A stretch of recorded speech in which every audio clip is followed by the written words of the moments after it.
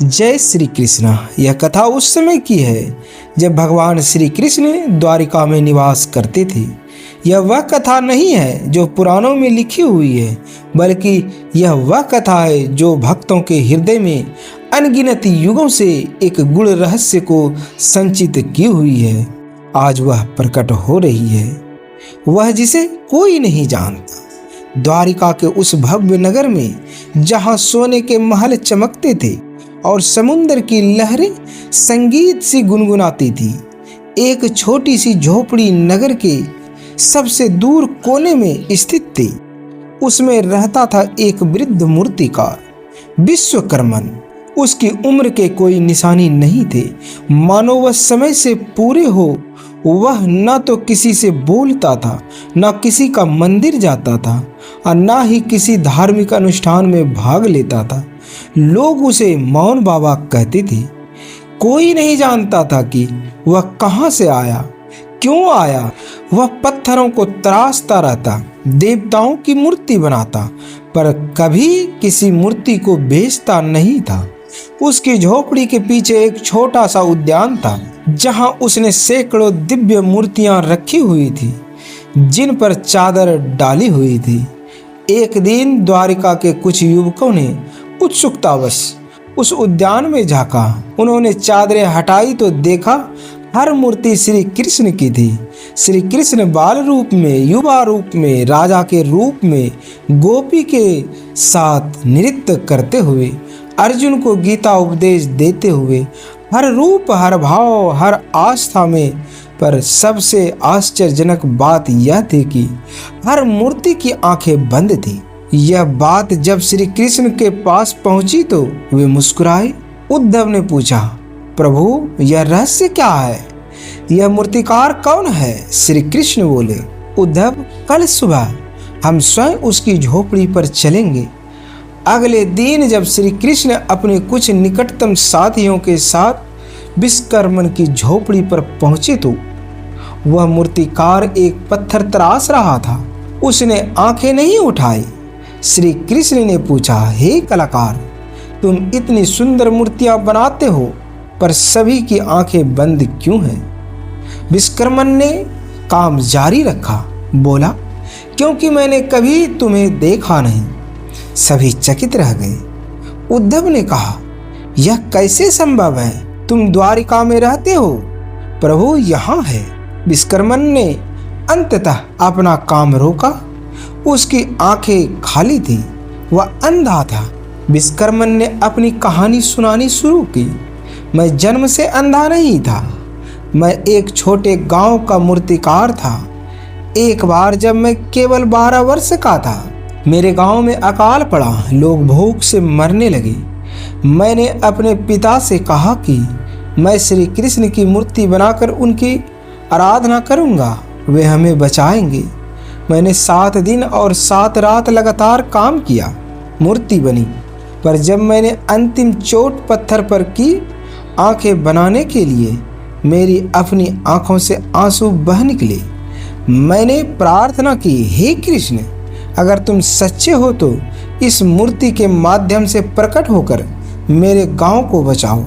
मैं तुम्हें देखना चाहता हूँ। उस रात एक चमत्कार हुआ। मूर्ति से दिव्य प्रकाश निकला और अनाज की वर्षा होने लगी। गांव बच गया, पर मैंने श्री कृष्ण को नहीं देखा। मैंने फिर प्रार्थना की, मुझे दर्शन दो।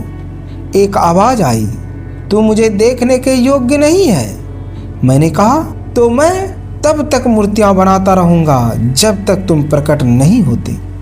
आवाज ने कहा, एक शर्त है, जिस दिन तू मुझे देखेगा उसी दिन तेरी आंखें जिम्मेदारी से मुक्त हो जाएगी। मैंने स्वीकार किया और उसी क्षण मेरी आंखों की रोशनी चली गई।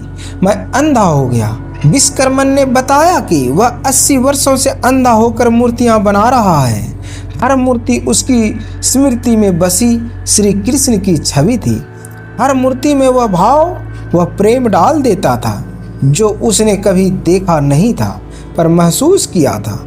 मैंने 1000 मूर्तियां बनाई। विश्वकर्मन ने कहा, हर मूर्ति के साथ मैंने प्रार्थना की कि श्री कृष्ण प्रकट हो।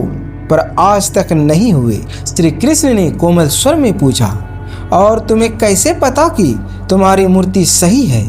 विश्वकर्मन मुस्कुराया, मैंने तुम्हें अपने हृदय में देखा है।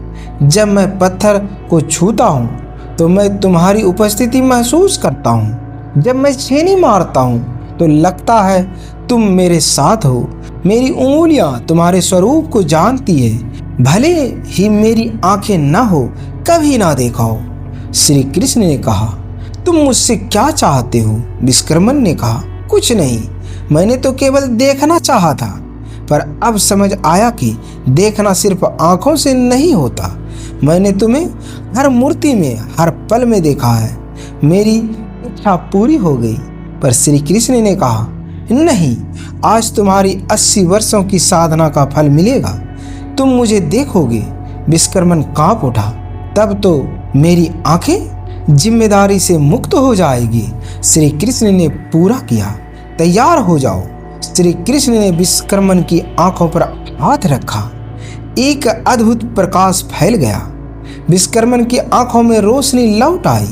वह पहली बार देख पा रहा था, और फिर वह दर्शन हुआ जिसका वर्णन शब्दों में संभव नहीं था। पर वह श्री कृष्ण को नहीं देख रहा था, बल्कि वह स्वयं श्री कृष्ण बन गया था।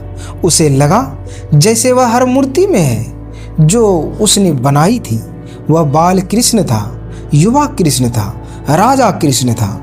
वह अर्जुन का गीता सुना रहा था, राधा के साथ नृत्य कर रहा था, कंस का वध कर रहा था। फिर दृश्य बदला। वह स्वयं को हर उस भक्त में देख रहा था जिसने कभी श्री कृष्ण का नाम लिया था। वह सुदामा था, मीरा था, नरसी था। वह हर प्राणी में था, हर पत्ते में, हर कण में था। अंत में सब कुछ विलीन हो गया और श्री कृष्ण सामने प्रकट हुए। विश्वकर्मन की आंखों से आंसू बहने लगे। अब मैं समझ गया, मैंने तुझे नहीं देखा, बल्कि मैंने स्वयं को तुम में देखा। मैंने सबको तुम में और तुम्हें सब में देखा। श्री कृष्ण ने कहा, विश्वकर्मन, तुमने 80 वर्षों तक मुझे देखने की इच्छा की, पर जब तक मैं रहा तुम रहे, दर्शन संभव नहीं था। आज जब मैं और तुम का भेद मिट गया, तभी सच्चा दर्शन हुआ। विश्वकर्मन ने पूछा, पर प्रभु, ये सभी मूर्तियां जिनकी आंखें बंद है? श्री कृष्ण मुस्कुराए, उनकी आंखें खोल दो। विश्वकर्मन ने सबसे पहले मूर्ति की आंखें खोली। चमत्कार हुआ। मूर्ति की आंखों से वही दिव्य प्रकाश निकला जो 80 वर्ष पहले उसके गांव में निकला था। श्री कृष्ण ने समझाया, हर मूर्ति में तुमने जो भक्ति डाली है वह संचित हो गई। अब ये मूर्तियां सिर्फ पत्थर नहीं रही, इनमें वह शक्ति है जो भक्तों के संकट हर लेगी।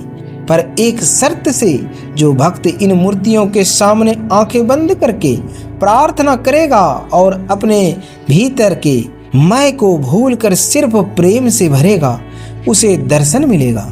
विश्वकर्मन ने अंतिम प्रार्थना की, प्रभु, अब मेरा जीवन सफल हो गया, मुझे जाने की अनुमति दो।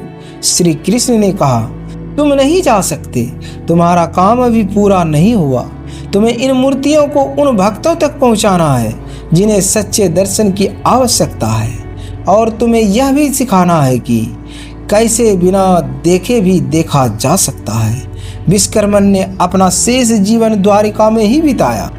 वह अब मूर्तियां नहीं बनाता था, बल्कि लोगों को सिखाता था कि कैसे भगवान को हृदय से देखा जाए। उसने एक ऐसी विधि विकसित की जिसमें भक्त आंखों पर पट्टी बांधकर कृष्ण की मूर्ति बनाने का अभ्यास करते थे, ताकि वे ब्रह्म दृष्टि से मुक्त होकर अंतर्दृष्टि प्राप्त कर सके। यह कथा हमें सिखाती है कि भगवान के दर्शन के लिए आंखों की रोशनी नहीं, बल्कि हृदय की पवित्रता चाहिए। विश्वकर्मन ने 80 वर्षों तक बिना देखे, बिना प्रत्यक्ष प्रमाण के, सिर्फ विश्वास और प्रेम के बल पर साधना की। सच्ची भक्ति में धैर्य की परीक्षा होती है। विश्वकर्मन ने आशा नहीं छोड़ा, भले ही उसे प्रथम फल नहीं मिला। भगवान को पाने के लिए मैं और तुम का भेद मिटाना आवश्यक है। जब भक्त अपने अहंकार को विसर्जन कर देता है, तभी सच्चा मिलन होता है।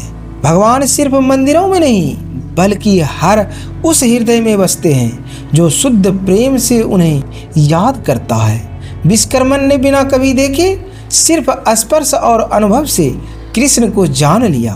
अंत में यह कथा हमें यह आश्वासन देती है कि भगवान उस भक्त को कभी नहीं भूलते जिसका हृदय निष्काम भाव से उनके प्रेम में लीन रहता है। चाहे फल मिलने में 80 वर्ष लग जाए, पर प्रभु की परीक्षा में लगा एक भी पल व्यर्थ नहीं जाता। जिसने सच्चे हृदय से भगवान को पुकारा है वह कभी अंधा नहीं रह सकता, भले ही उसकी आंखों में रोशनी ना हो, क्योंकि भक्ति की ज्योति सूर्य से भी अधिक तेजस्वी होती है। वह ब्रह्म और आंतरिक दोनों अंधकारों को मिटा देती है। देखना केवल आंखों से नहीं, हृदय की दृष्टि से होता है, और जिसने हृदय से देख लिया वह सब कुछ देख लेता है, अतीत, वर्तमान, भविष्य और उससे भी परे। जय श्री कृष्ण। हरे हरे, हरे कृष्ण, हरे हरे।